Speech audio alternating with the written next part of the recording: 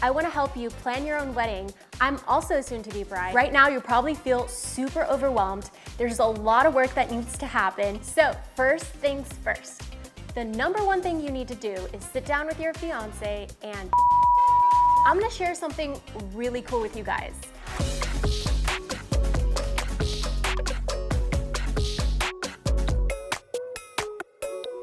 Hey guys, it's Gigi, and this video is the first video to a series of videos that I'll be making to help soon-to-be brides plan their own weddings. I know it's a lot at once and it feels like you're just overwhelmed with all this work that needs to get done before the wedding, but if you break it down, check off those boxes, and you'll realize that all of the work is done by the wedding day. I want to help you plan your own wedding. I'm also soon to be bride, and we decided not to hire a wedding planner. We decided to plan this wedding ourselves. Every month, I just have a certain number of different things I have to do, and I do work a full-time job. This is not something I'm working on full-time. This is something I'm working on in the evenings when I get time, on the weekends. The closer we get to the wedding day, it's just so awesome to see that all of it is getting done, and it's getting done so well. So I'm gonna share how I'm able to do that with you guys. And first off, you have to decide with your fiance what the budget is gonna be. And then look into what the numbers are looking like online. Call some venues, call some caterers. Just understand what the range is gonna be so you know that you can actually be able to afford this type of wedding.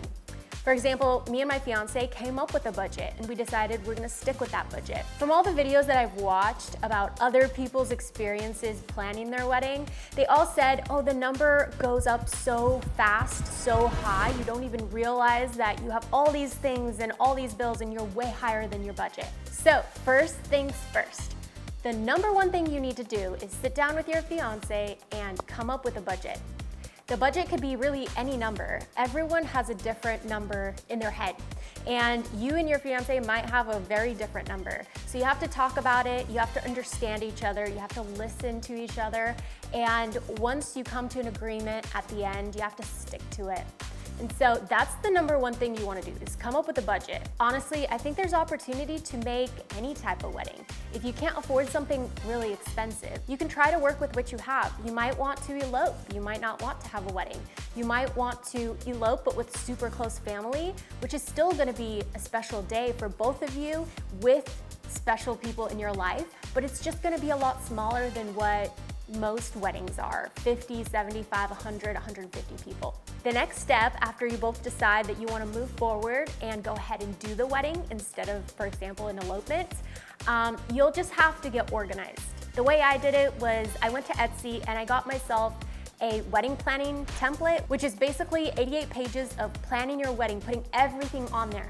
Your wedding party, your vendors, your caterer, you have schedules, you have your colors in there, you have a theme in there, you have all of the things that you've just imagined in your head what your wedding would look like. So what I'm gonna do is link the template that I ordered on Etsy so you guys can buy it too if you'd like to stay organized. That is a very, very crucial part to when you're planning your wedding. Another very, very important thing to that is you're just gonna print all those out, put it in a binder, and hand it to your wedding coordinator on the day of your wedding.